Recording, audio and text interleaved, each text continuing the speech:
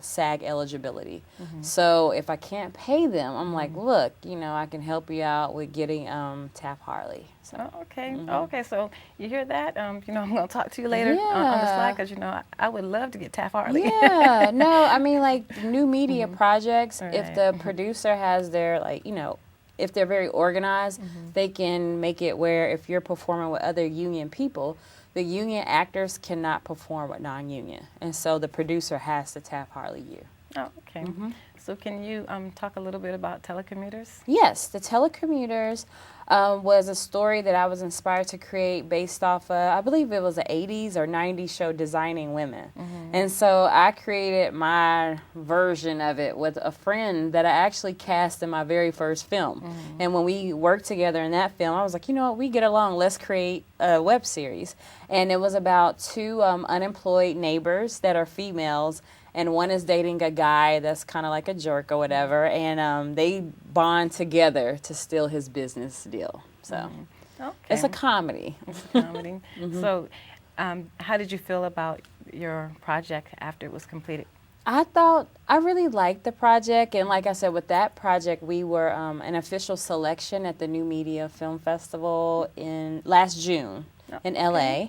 And it was the first time that I was ever invited to a film festival as an official filmmaker. I walked the red carpet, went to the Filmmakers Lounge, so that was a very... So you felt like a star, Yeah, huh? like that was such an important moment in my career, yes. Oh, okay. So it happened from a web series, so... Exactly, so... Yeah.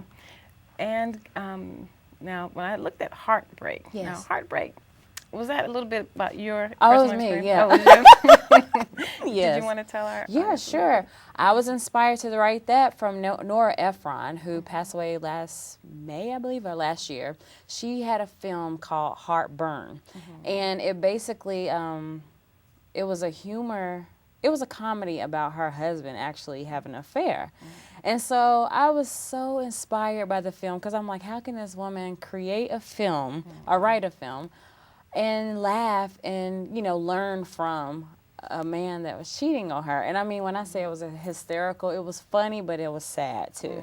And so I was like, you know what? I had a really, really bad breakup, and you know what? I'm going to write what I, want to about it so people can learn, like, even though you go through serious heartbreak, you can turn to heart bliss. And that was my whole purpose for writing it, because I feel like a lot of people they might have created the same project, but they would not have been so open with everything that happened.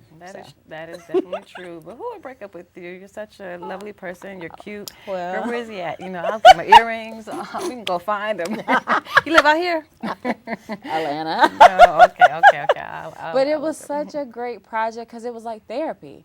Because it was like I created the project, and then when I was actually in the scenes, the guy that was my co-star or whatever, we would go over the lines, and I'm like, oh my God, the guy that it was based on would really say what the guy would say.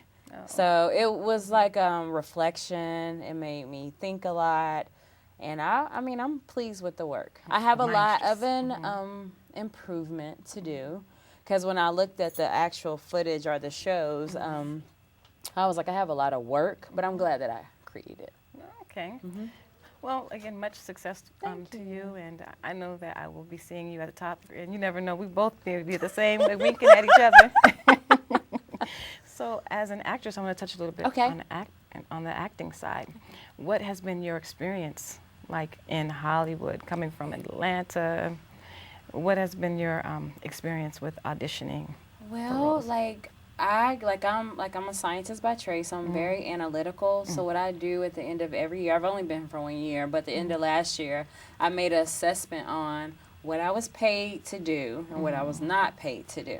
And I made the most money doing infomercials. So I'm now on a big infomercial, but they hire actors to do the infomercials. So I made the most money with that.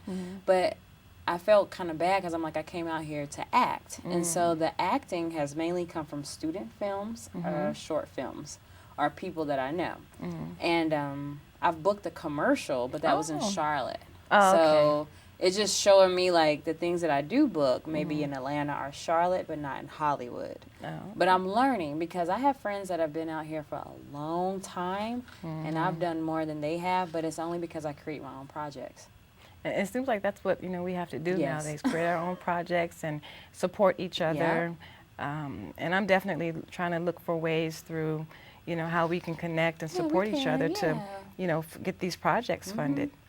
Because I had another, director on, and she went through Kickstarter. Okay. And she raised I think it was like 25. Really? 25. So I'm like, how did she, do that? I think the best thing is collaborations.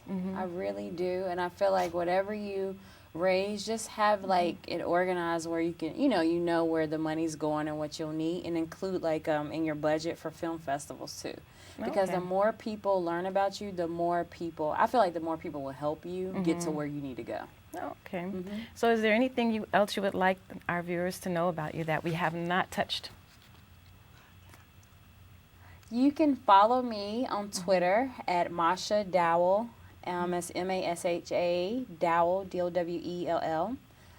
And I think that's about it. I think that's it, because I do a lot of stuff. I am taking a hiatus for this summer, just so I can relax, do a little bit of writing, make an assessment of what I've done this year, because this year so far I've been in 14 projects. 14.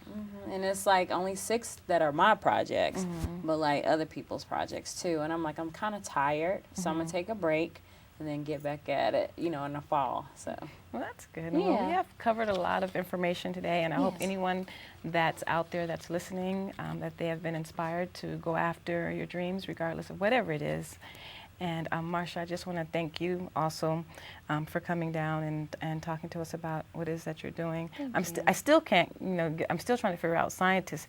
You don't look like scientists, but it will definitely sink in. And later on, after the show, definitely I want to pick your brain so I could learn a little bit about press coverage and pick your brain and learn some things from you as well, because we all teach what we want to learn.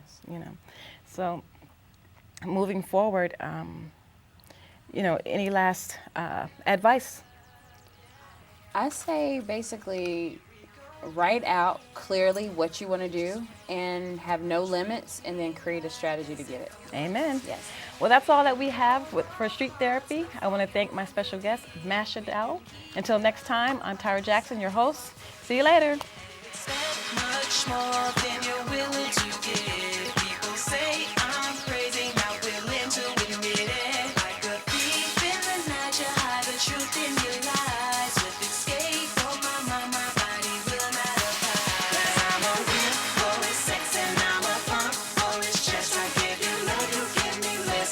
I'm a fool for your love. I fall weak for your physique.